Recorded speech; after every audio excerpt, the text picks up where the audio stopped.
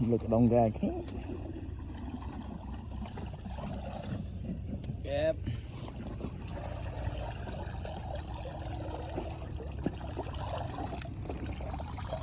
gì con thằng gì sao mình ban phanh là bán tới bán thế này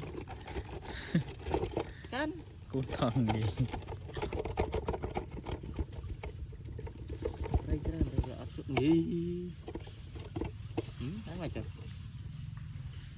đây là cái ngập vậy mì cả đông tim mùi hộp trời ô xe nha chết chết tầm rồi khóc những cái đại rõ nghe bẹp sơ rồi cái này